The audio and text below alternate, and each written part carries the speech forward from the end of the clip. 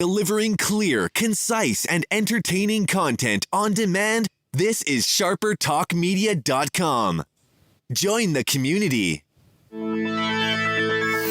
Welcome to Higher Up, the podcast designed to help you take your business to a higher level. Get the latest news and updates on everything human resources. Unlock the occupational DNA so you can identify, select, develop, and retain top talent. And now your host, John Beck.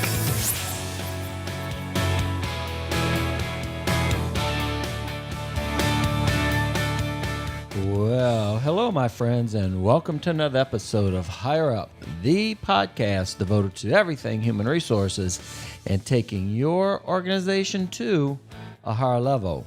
For the second time in studio, we'd like to welcome our guest with over 20 years of communication experience and over a decade of focused business communication study and teaching. Connie Sorois brings knowledge and technique that clients can apply immediately to make a difference in their conversation or in their boardroom presentations. She knows that no matter the industry or position, communication matters, and excellent communication sets one apart. Therefore, as a business communication coach and consultant, she tailors her expert advice to the individual client to create a communicator who captivates. Connie Sorois, welcome to the show. Thanks, John. Thanks for having me back. I appreciate it. Looking forward to talking to you today. Well, we always love to have you, and you've been such a great guest and supporter of the show. We really appreciate all that you do. And today, you're coming to us with a very interesting topic. Tell us what you have on the plate and what you're bringing into the studio today. I want people to listen a little bit today about listening. What's that? Yeah, just like that. I want you to listen a little bit. Since it's a podcast and everybody's just listening, I think we're going to talk about listening today. Listening. All right. So why do we need to talk about listening? I mean, doesn't that just come, if you're in the room talking, am I not listening? Yeah, that's kind of what people think. That's one of the big problems. So I wanted to talk about this today because listening really matters. It matters to business. And that's, the majority of your listeners are business people looking to improve their business. So we're poor listeners. And that's really why we need to talk about it. Mm-hmm. And yes, we all hear pretty much, most of the population can hear, but hearing and listening are really not the same thing. And they don't really train us in listening. So it becomes a problem. And I think one of the bigger things is we just tend to blame others when we don't understand something or they don't understand something. It's really the go-to is, well, they weren't listening or they weren't paying attention or she doesn't know how to communicate. And a lot of times the core problem is listening, either on our part or on their part. That's so true. You tend to blame the individual giving the communication. It's not clear. It's not coming across right when you're saying that in a lot of cases, it could be that we're not taking it in and listening and processing that information. Yeah. I mean, we have about a 25% efficiency rate on listening. So what that translates into, just as an example, yeah, it sounds pretty horrible. Yeah. So in a 10-minute, if you and I sit down and we have a 10-minute conversation, when you leave the room, if someone stops and asks you about that conversation, you'll remember about 50% of it. So 48 hours later, if we come back and we ask you again about that same 10-minute conversation, you're only going to remember 50% of that 50%. Wow. And some studies say that we're only about 60 to 65% accurate. So we just don't really listen very well. We're not trained to listen. Like we're here and we're listening. If I'm talking to you, I'm technically quote unquote listening, but in the business environment, that's not really good enough. Right. If I forget 50% of our casual conversation about your kids, big deal. Yeah. But if I forget 50% of our business conversation about something that needs to happen in our business, that's a huge deal. What makes us poor listeners? I mean, what's driving that? Because, it's two different things where we have the physical part, which is happening, right? Where it's the act of our eardrums hearing the physical activity of it. But what makes us poor listeners? We're not connecting? No, it's really not the physical. So part of the reason we're poor listeners is that we think that it's a natural ability because we hear from birth, right? Mm-hmm. I mean, there are some people who can't hear, but for the most part, the large majority of the population can. And so part of it is that we think it's natural. And so we don't really pay attention to our listening because we can hear. But there's some other things. So there's some things that are a little more technical. We can listen or hear, I should say hear, at a rate of about 500 words per minute. Okay. It's pretty phenomenal. We can process that audio. But people only speak at about 125 words per minute. So there's this huge amount of brain time where our brains are like, whoa, vacation. I have all these other things I could do. Like this is, happening, but I could be doing this. And so that processing speed versus our talk time allows our brains to have a lot of kind of empty available time. And so if you're not really focusing in on that, you're going to get distracted. Maybe not in a way you think, like maybe it's not that you're playing on your phone, but your brain is thinking about other things because it can. Is this what happens when it comes into play? And, my wife is going to love this podcast. This is why John doesn't listen. Well, what happens to me, and it's not just with her. I mean, it just happens to me sometimes. And fortunately, we do talk a lot. And I say unfortunately, fortunately, we do talk a lot. And I catch myself listening to what she's saying, and I have a mind drift. And then she will look at me and say, "Are you listening?" And I can say, "Absolutely." And I will repeat back what she said, everything she said. And she goes, "Yeah, but you're not listening." When I have to do that repeat back, I really think, gee, I was just thinking of all of this stuff, and now I got to try to repeat this back. So that is happening. That's I didn't even realize that. Yeah. So we are using that other space to do other things while that process is happening. And even though you can repeat back to her what she said, that doesn't mean that you processed it very well.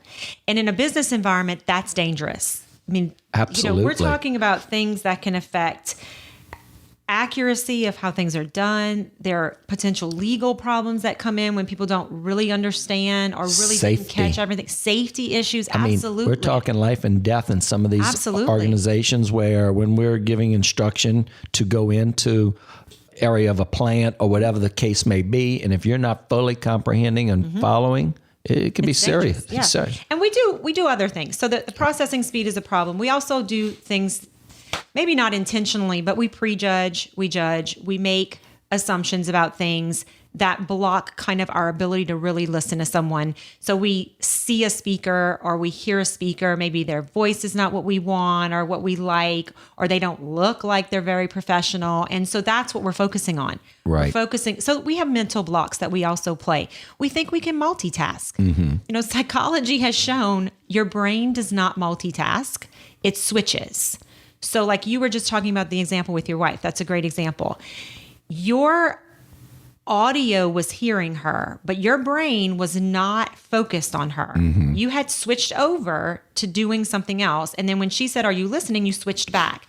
And in those nanoseconds between, we have to reprocess where we are. So, psychologists will tell you no one technically multitasks. We don't technically do two things at one time, other than the things that are, non-voluntary. Right. I mean, you breathe and do things at the same time. But that's part of the not listening process. So you have the processing speed. You have the fact that we bring all these things to bear on the listening situation. You have the fact that we just think, well, I can hear. I mean, surely I'm listening. I can hear. Right. So those are all kinds of things. This goes back a long way. In 1957, Ralph Nichols wrote a book called Are You Listening? So, I mean, the fact that he has this running list of things that we do as bad habits, and I'll list some of them, shows that this hadn't changed. And what's most interesting about his study, okay, let me just tell you, give you some figures here. He was looking at K through 12 students. And so it's kind of funny, but if you want to talk about the best listeners being people who are paying full attention, first graders are the best at listening. Go figure. I have kids. I would not say that that's true. But okay. So here's how it broke down. And it's really neat because when he gets to the adults, the high schoolers who are close to adults, we hit that 25%. So the first graders were listening at a recall rate of 90%. Which means they were really paying attention to their teacher. Like she was talking, they were listening. The middle schoolers dropped down to 45%. So by that time, they were letting their brains wander. They really weren't recalling very well. High schoolers were 28%. Wow. So as we get older, we start to allow ourselves to think that we can do this better, right? So I'm good at this. I've been doing this a long time. I can do all these things. And so he identified like what these bad habits were. And they're going to sound extremely familiar because they're all kind of the same. So things like telling ourselves that the topic is uninteresting. Oh, this is really boring. Well, there you go. Like shut down. Focusing on the speaker's weak skills or their appearance. Like, oh, you keep saying and Well, now you're checked out, right? Your brain is focusing on someone else. So getting caught up in something the speaker says wrong. Well, that's wrong information. You just checked out. So like there's this running list. So all of these things that happen when we're talking, focusing on the fact that his ideas aren't organized. Well, that's common when we're speaking. But if you're focusing on that, you just stop really listening to what he was talking about. And he goes through this huge list and it doesn't really change. So I'm like looking at all this. I'm like, this is 1957. You'd think by now we would have figured this out. Yeah. We don't. But I think there are some things we can do to make it better. We just have to be conscious about it. What does this mean for a business that wants to create a listening culture? I mean, how do you shift? So we talk about, listening, we're not doing it. And we're poor listeners. So what does this mean for business that want to create that type of culture? And how do you even start? Well, I think some of the first things that you do is you have to realize. So before we get into maybe how to do it technically, let's kind of talk about what you have to realize. Okay.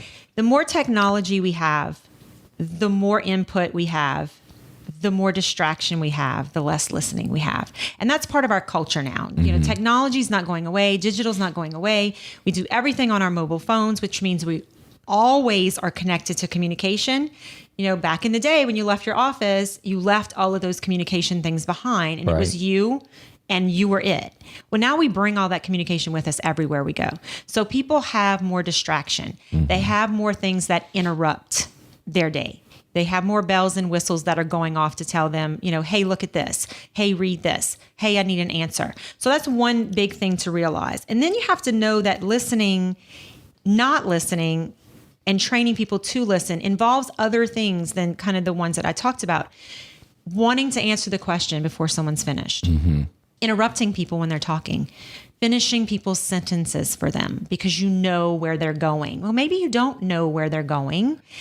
So we do those things and we don't really think of them as not listening. Like sometimes we'll say, well, I was listening. Like I even knew where you were going with your sentence. Right. Well, that means you weren't listening because maybe I wasn't going to go in that exact direction. So there are lots of things that we kind of do. All right. So I think if you think about all of those things we do wrong, being impatient, judging the speaker, interrupting, thinking we can multitask, thinking the topic's boring, other things like putting your experience in because, you want to be part of the conversation. When you think about all those things, I think the way we start to see improvement or as a business create a listening culture is to acknowledge these things are happening and then to start with the management.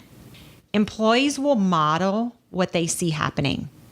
So if every time I'm talking to you, John, and you're my boss, you're truly listening to me and you're engaged in the conversation and you're repeating back to me the things that I am really saying, the more I'm going to do that when you talk to me.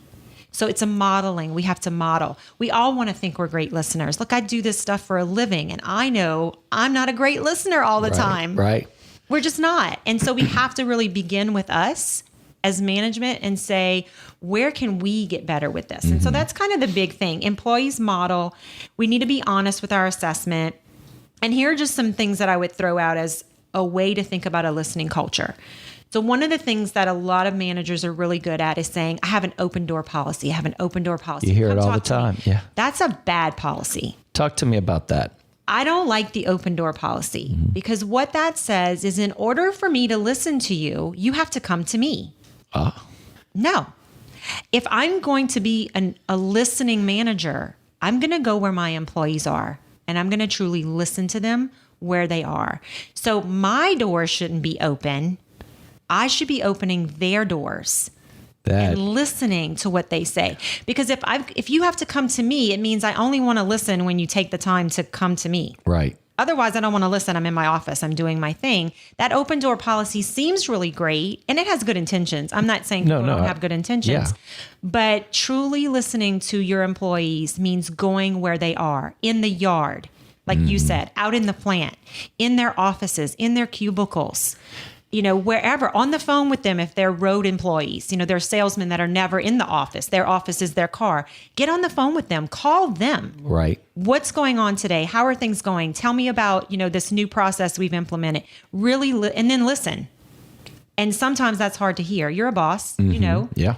Sometimes when you truly listen, it makes your gut turn. And you think, oh my gosh, this is not really great stuff to hear, but that's what you need to hear. Yeah.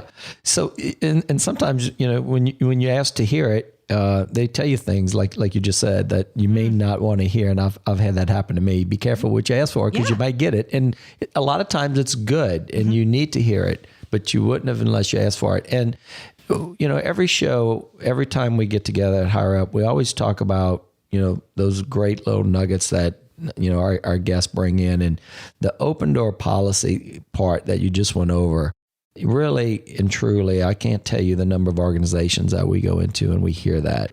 What you just said was, I think, profound, and organizations really need to take that to heart.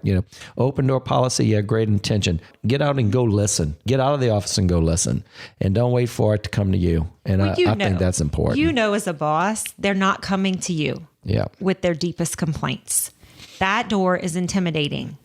Walking through that door puts them in a place of intimidation, potential fear. When you come to them, when you come to me and say, hey, how are things going? Things looked a little bit frustrating the other day. What was happening? I want to make things better. I'm in a space that's safe for me. Exactly. I'm in a space that's comfortable for me. I'm more willing to open up. And then if you sit there and truly listen, if you're, the other thing on here that I want to talk about is body language. Mm-hmm. It's one thing to say, I want to hear. It's another thing to look like you don't want to hear. So coming to your employees and really, sitting, I think about this doctor that I see, and he's always so open. Like he jumps up on the counter and sits down. And I'm the first time he did that, I thought, what is he doing? Doctors don't do that. But it's open. Like you feel safe to just talk about stuff. Imagine an employee when the boss walks in, sits on the corner of the desk and says, things looked a little hectic yesterday. Tell me what was happening. And then shuts up. Yeah. And really listens, takes notes, does those things that show that, wow, he really wants to hear what I'm saying. That's going to turn over into a culture. You asked about the culture of listening, into a culture where everyone is truly listening. Right. Because management is listening and employees are listening. Everyone is listening. And so that's some big ones. Telling and talking to people all the time is toxic. Mm-hmm. Companies have to understand that employees don't want to be talked at. They want to be talked with. And so if you're going to talk to me, it should be because first you've been listening. Mm-hmm. And so what you're saying is profound and it's powerful because you've been listening, but that you're also wanting to talk with me, not just at me. And so that talking all the time becomes toxic. People stop talking when all you do is talk. Yeah. They quit. And employees who quit talking, silence is not a good thing in a business. No. People say, oh, there were no questions. I did a great job. Maybe not. Maybe there were no questions because they didn't feel like they could ask, or they didn't feel like they understood and didn't want to seem silly, or you bored them and they just have no questions because none of it mattered. They went through the process of shutting down, as you were mentioning earlier, right? Yeah. Going through all the steps. And so employees really, they want you to listen to them, but they truly want you to listen to them.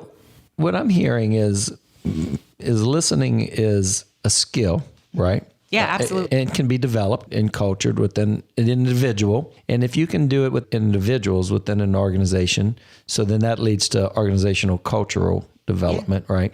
How do we affect that listening improvement? I mean, I know you touched on a few things, but I'm really curious. I want to be a better listener. Yeah. I mean, right now I'm sitting on the edge of my seat. I don't know if is that show a sign of engagement and listening? Sometimes it can be fake. Well, I'm not. I mean, I've faked listening before. I'll be honest. We all do it. We're like nodding our heads, but we're really not. Yeah. But there are some specific things companies can do. And I think that's what you're asking. That's exactly it. So I'm going to take us through some key points kind of in order. Okay. So these are important. And then we'll talk about some other little activities and things. But the first thing I would tell a company, especially a larger company, is you need to do some type of assessment. And so, of course, I'm talking to you. So that's, perfect tie-in. Something like your Checkpoint 360. Yeah. And everyone takes it. It's Right. not something the employees take. Everyone, anybody involved in the business, up to the owners if they're involved in the business, everyone takes it. And then you have to really use that data to determine what are the things we need training in. That's where a Right. professional consultant comes in and says, okay, looking at this data, here are the things that seem to be going awry, and here are some ways that we can start working on that. It's a process like any communication skill. It doesn't happen overnight. I know all of these things, like I said, and sometimes I'm like, Connie, you're not being a good listener. So that's big. So doing a survey, some kind of assessment instrument, really analyzing that data, finding someone who can come in and train in that, and then analyzing things like silence. What does it mean when our employees are quiet? Why are they quiet? What are they hearing, listening to? And you only know that when you get them to talk to you. And if you're listening, if you're truly a management that listens, they're going to talk. They might not talk in a room full of 20 employees, but if I go to your office and say, hey, you were really quiet in that meeting today. What's happening in your brain? Like, what were you thinking about all of this? That person may open up. So don't just be good with the silence. Seek people out so that you can listen to them. If you thought more people should have said something in this meeting, then go find them. Yeah. Go figure out. What do they want to say? Yeah. What were they not saying in the meeting because they didn't feel safe? And that's, you have to honor that. Not everybody is the extrovert in the room. Not everybody's just going to stand up in front of everybody and start spouting. But that doesn't mean those introverts don't have something really great to say. Right. They just don't want to say it in front of 30 people. And so we have to honor that everybody's different. And you learn that in those assessments you do. I mean, I'm sure that's some of your assessments. We uncover a little bit of that information. I mean, not everybody has to be the same. Right. And then just valuing listening. There are things that are called listening sessions.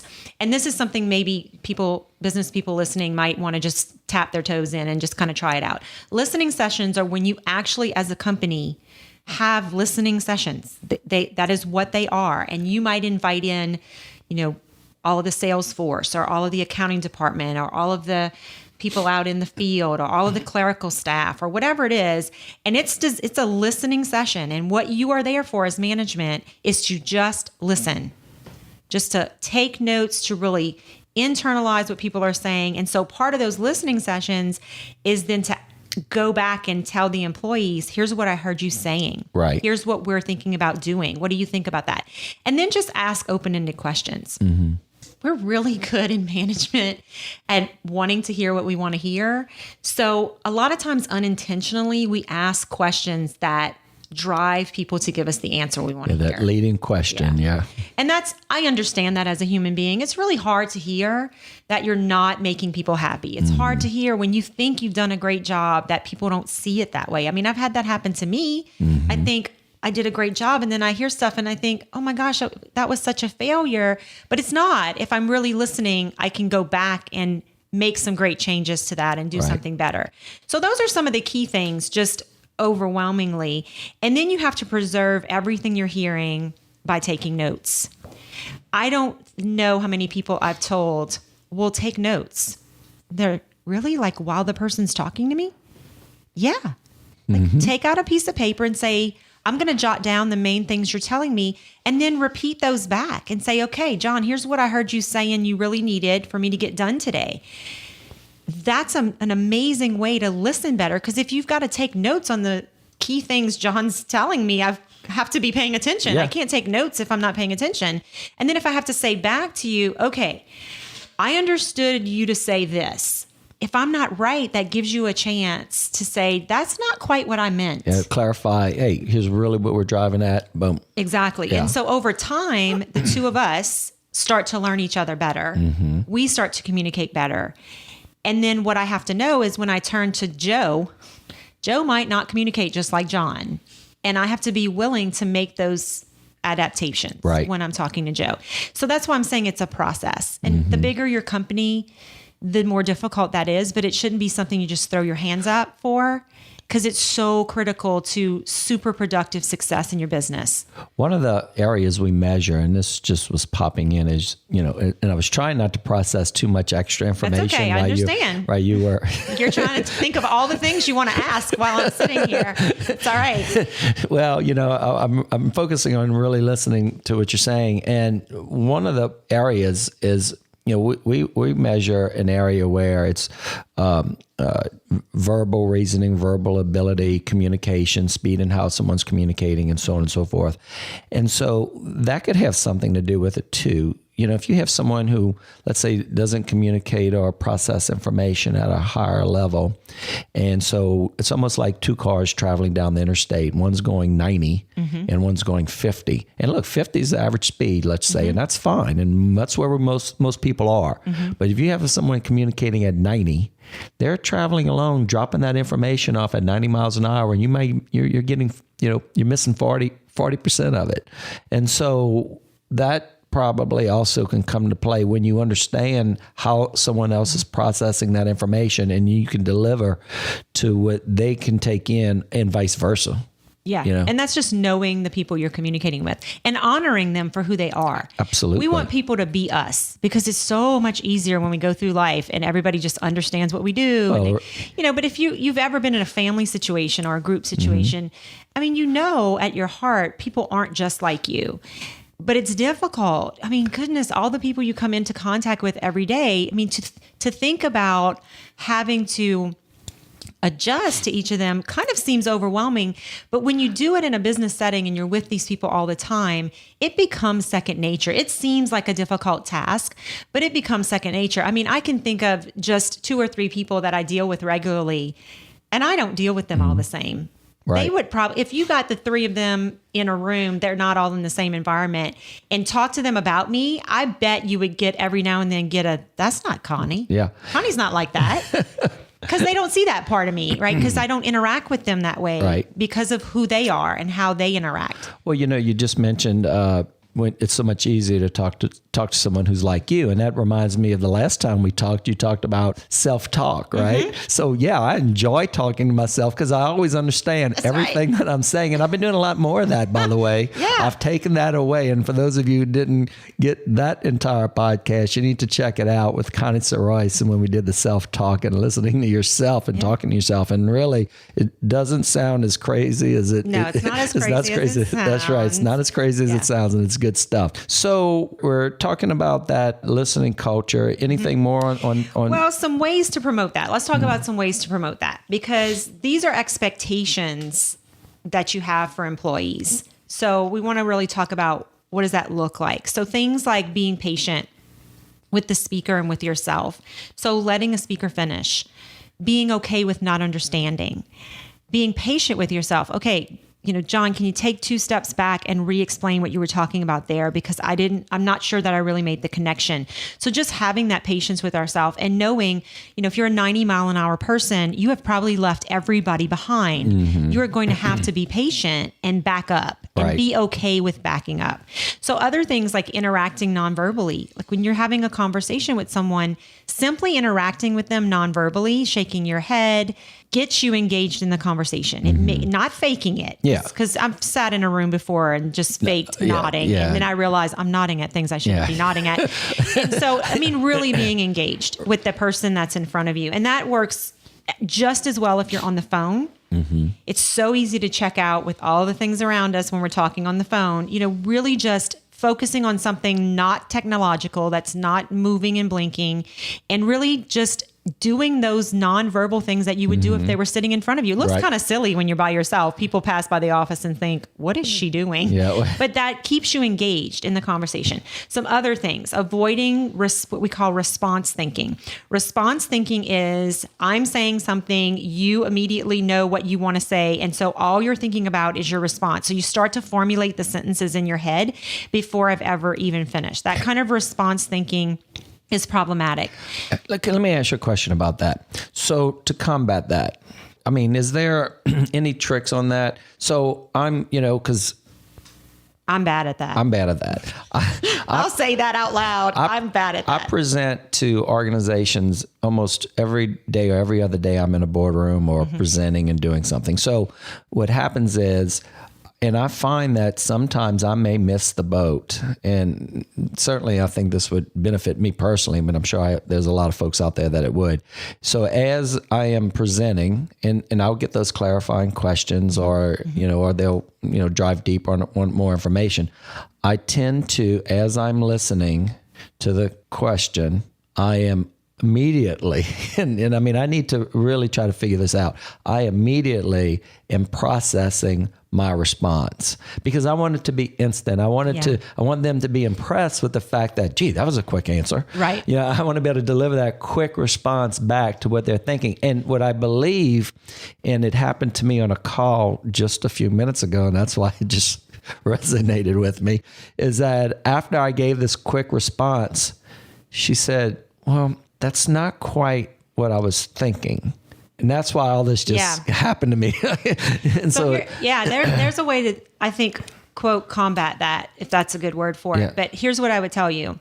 When a person's asking a question, we do want to seem really knowledgeable, and that's part of our response thinking. Mm-hmm. Some of it is, sometimes it's just that we want to one up the person, because depending on the conversation, sometimes our response thinking is, well, I'm going to show him, I'm going to, Right. But a lot of times it's that we want to have a quick answer. So here's something to think about. When that person is asking that question, instead of thinking about your answer, repeat their question to yourself. So rephrase it, summarize it. Okay, Susie's asking me this. She's focusing on this. You know the answer to the question, John. Yeah. They're not asking you questions. So you're almost not trusting yourself to have an answer. Mm-hmm. So if you're thinking about her question and you're like this client you were just talking to, if you're reprocessing her question, rephrasing it, paraphrasing it in your own words, putting it into your own words, then the first thing you say when she stops is, okay, Susie, here's what I'm hearing you ask me. Yes. Instead of answering the question, say back the question, because that gives her a chance to say, well, now that you say that, that's not exactly what I wanted to know. Or, yeah, exactly. And then, so now in those moments where they're answering you, you're formulating that answer to their question. And you're clarifying it. And now you're even becoming more direct to address what their concern or question was. And it gives them a chance to say, well, now that you say it like that, that's not really what I want to know. Yeah. And so then you're not answering a question that they really didn't need an answer to. Right. Or the question was off a little bit or your interpretation of it was. Right. That's great. So that was worth it. Okay, we're done. Yeah. No, I'm just teasing. All right. That was good. No, so let me talk about some other things. Yes. So mentally paraphrasing, I was just saying that was one of the things on my list that I want to be sure to touch on. Paraphrasing what you're hearing mentally instead of going off thinking about what you want to say. That keeps you on track. Identifying what the speaker is trying to do. I don't think most of us ever really do this. I think it's really neat and it's a neat idea. It takes a little practice. So here's what you do. So you're talking to me. And so what I'm doing is I'm listening to you and I'm saying, okay, is he explaining? Is he illustrating? Is he trying to get me emotional? Like, what is he doing? So that makes me listen to what you're saying. I can't determine what you're doing unless I'm truly listening to what you're saying. So it's almost like rhetorically analyzing. Right. Not in a let me pick apart the wrong words he used kind of way, because some people do that, but in a let me really look for the purpose of John's talk today. What is John really trying to tell me? And that's going to keep you really focused. Repeating back, like I said a minute ago, here's what I heard you say. Is that really what you wanted? Minimizing distractions, putting away the technology. I call people on the phone and I can hear them typing. And I just want to say, could you please stop typing? You're not listening to me if you're typing. Yeah. Unless you're typing what I'm saying. Are you typing what I'm saying? I know they're not typing what I'm saying. So just like putting away the distractions. If you truly are going to talk to your employees, for example, don't bring your phone with you. Right. Go to their office, just you. And if they start saying something, ask them, can I have a piece of paper? I want to write this down. Let them give you a piece of paper. Don't go in with the notepad. Go in with the expectation that you're just going to you're going to have a conversation, maybe even just chat about their kids, who knows? And then if they start saying stuff and you think, I do not want to walk out of here and that be the 50% that I forget. Exactly. Ask them for a piece of paper and a pencil. I want to jot this down. And then the last thing is just trying to learn something from everything you listen to. So the life coach part of me says you never walk away from a situation without learning something. Sometimes what I learn is I never want to be in that situation again, right? So every time you have the opportunity to listen. And you really should think about it as an opportunity, because opportunity is a positive thing. I have an opportunity to listen to this speaker today. I have an opportunity to listen to this podcast today. Right. What am I going to learn? Like, what am I taking? And if you're looking for something to learn, you're going to be paying more attention. Yeah. Students in my classes, when I teach, the ones who aren't listening are the ones who are not looking for an opportunity to learn. The ones who are looking for an opportunity to learn are listening to me. And when I say, what was I just talking about? They can tell me what I was just talking about. So those are some of the big ones. There's some group activities that companies could do. I mean, if a coach comes in and trains on this, they're going to do some of these types of activities. But, if you wanted to throw together a little session on your own, you're like, I really want to see how this works in our company. You could do things, people laugh at it, but the telephone game, you can up the ante with note cards. So, you get 30 people around a room and you give the first one something to say and they tell it to the next one. Nobody else can hear. And then they jot down what they heard and pass that around. What it really shows people is I have to not just hear, and I have to not just assume it's okay to get it close. Right. It's not okay to get it close. I got to get it exactly right. I have to really hear. So that's a big one. So the telephone game it's silly. We think of it as a kid game, but it really works for adults. And then other things like selective hearing exercises. So what's selective? Well, selective listening would probably be better. What that is, so let's say we're going to talk about sandwiches. So I say, okay, our main topic is sandwiches. And everybody sits there and listens. And I throw out, 20, 25 words related to sandwiches. I repeat several of them more than one time. So out of the 20 or 25, I don't really have 20 or 25 separate. And then when I'm done, I say, okay, everybody get a pencil and write down the words you heard me say. Well, I can tell you what's going to happen. Somebody's going to write down words about sandwiches that I didn't say because they're thinking about sandwiches. Right. So what that shows them is they stopped listening to me and they started letting their brain think about sandwiches, which is great. Right. If you're in a meeting talking about an assessment instrument, it's great if people in the room are thinking about assessment. Yeah. But if they're not listening to you, then they're not getting the key points of what you're saying about their assessment. That's so they're missing that. So that's a good one. That's good. I love the storytelling one. This one's people think it's kind of cheeky. They're like, we really need to tell. But you get everybody in the workshop together and one person starts with a sentence. And the point is to tell a story. And it could be, Joey got up and went to the store today.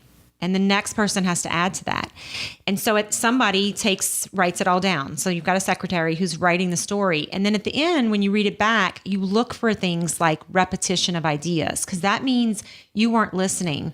When I said Joey went to the store today and 4 sentences later, we're talking about something that wouldn't fit, you weren't really paying attention to the storyline. So it really gets people to have to, so you can do it more than once, because, the first time you don't give them a whole lot of instructions and the story goes like haywire, everybody's laughing and they're like, how did that happen? Joey left with a red shirt and now he's wearing blue overalls. And so it's funny, but people quickly see, oh, okay, if we're going to make a really good story that makes sense, I have to really pay attention to what everyone's saying. And maybe I have to take notes about. So you just kind of build on that activity. Right. And as you build, people see that even something as simple as a storytelling exercise requires really intent listening if you're going to do a good job. And then the last one I have is just kind of a connotation exercise. I do this one with students, but you give a phrase. So in a bit. Tell people, okay, write down what you think it means when I say in a bit. Write down what you think it means when I say she was angry. And everybody writes it down. And of course, when you go back through, you're going to see that not everybody thinks about that in the same way. Right. So, Joe over here thought in a bit meant 10 minutes. And over here, Susie thought that meant like in an hour. And over here, that was like, well, like right away, like in a few seconds. Right. So you start to get to talk about that listening involves what we bring to the table. If I'm listening to you and I'm letting all of my baggage kind of override what you're saying, then I'm not really listening to you. And as a communicator, we do have a job, right? I do need to try to be the best communicator, but a bad communicator is not a reason to say, well, that just won't work because, she was so bad, I didn't even know what she was saying. So it's someone saying, so in a business communication where if I would say, hey, I'm going to need that quick, or I'm going to need that. Yeah. I'm going to need that shortly. Let's just use it like that. I'm going to need that shortly. And if I tell 4 people in the office I'm going to need that shortly, one might have it on my desk immediately. Instantaneously. Yeah.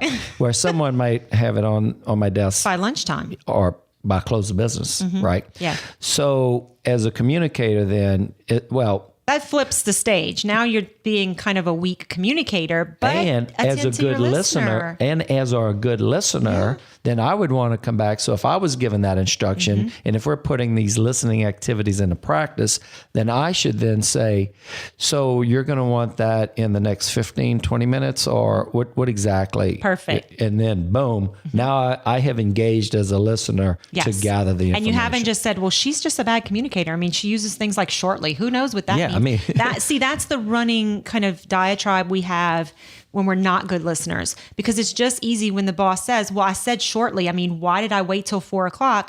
The response is, well, I mean, I didn't know what shortly meant. I mean, you said shortly instead of what you just did and saying, well, I don't know what he means by shortly, so maybe I should ask. Yeah. He said shortly. I heard shortly. I'm not sure what shortly means to him. So yeah, that's a good listener there, even though the communicator might be doing some bad things. So we could definitely talk to the communicator, right? Right. We could work on those skills. That's another thing. Yeah.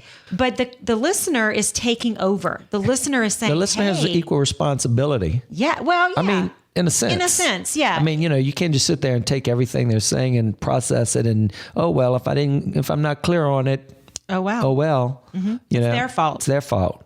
And I think employees do that when they're forced under management to never know what listening looks like. So, when I feel like management is doing things poorly and I don't know what to do about that, then I just sit back and do what you just said. Oh, well, if they were better communicators, then maybe things would go well, instead of, oh, here's what my boss does when she doesn't understand something. Exactly. And then they're going to mimic that. They're going to say, well, when she doesn't understand what I'm saying, she says, hey, Connie, you said this, but I'm not really clear. So they're going to do that back to you. And that's going back to creating that culture. It really ties it back when you were saying, and it all starts, it's a lot of times starts with management and by leading by example and doing those things and creating that culture. I mean, we all know great leaders. Great leaders listen. And when they listen, they become great leaders, because when they do speak, it's powerful because it's what people want to hear.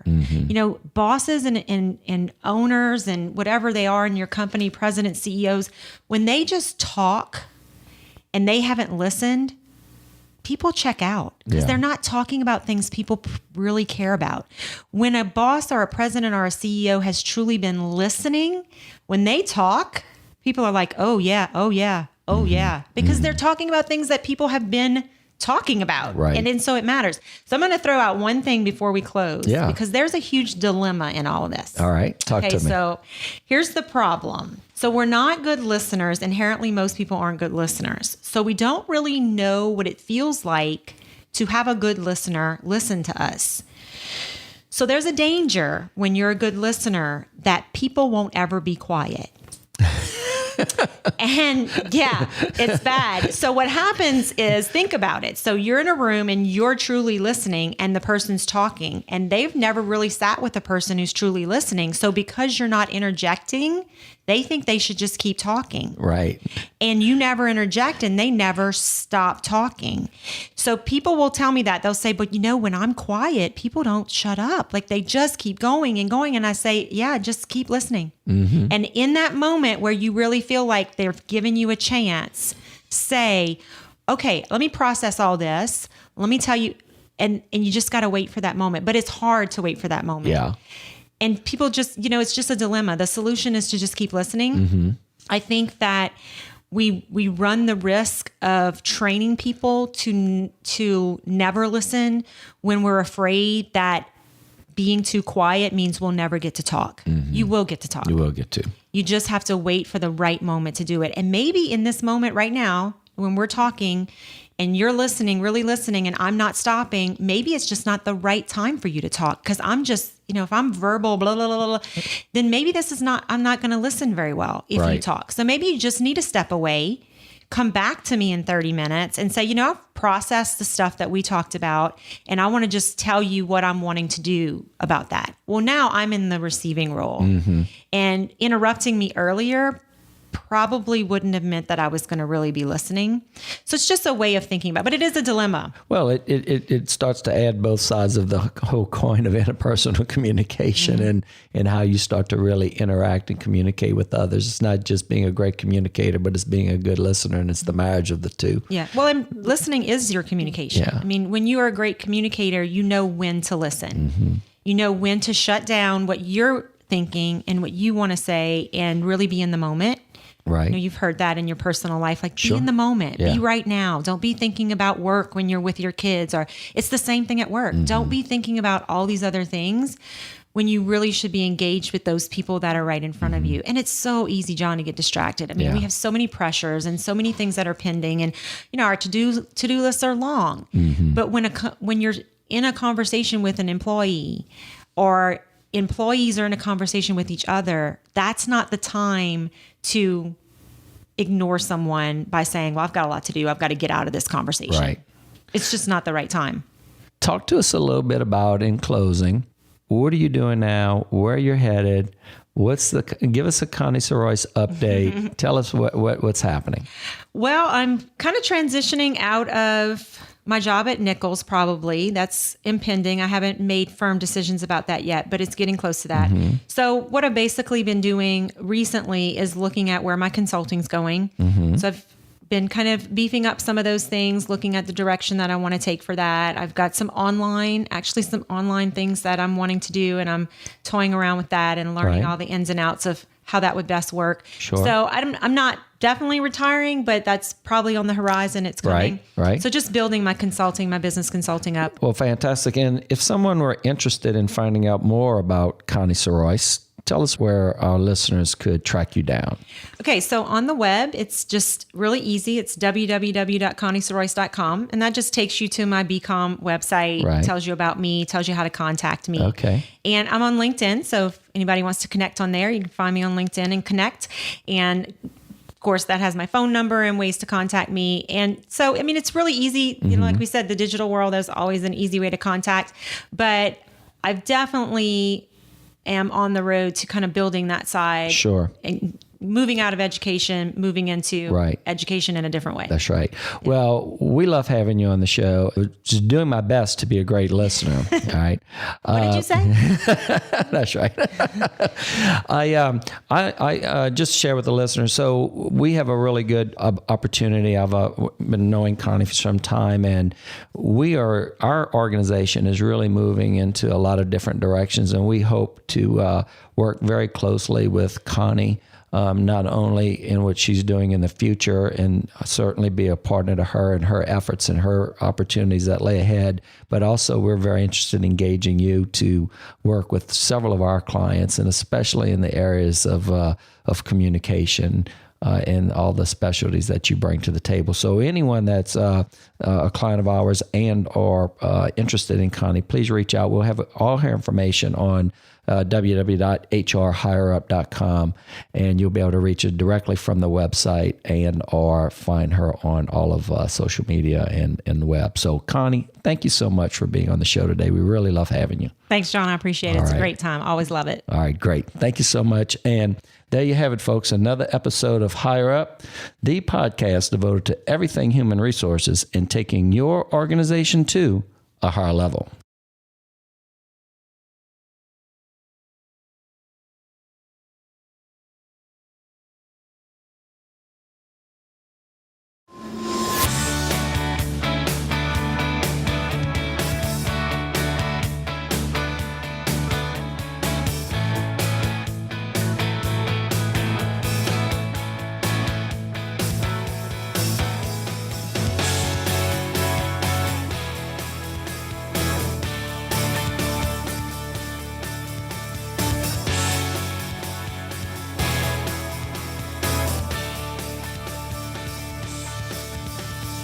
Thanks for listening to Higher Up with John Beck. For show notes, updates, and more on how to break the code to unlocking occupational DNA Join the community at hrhigherup.com.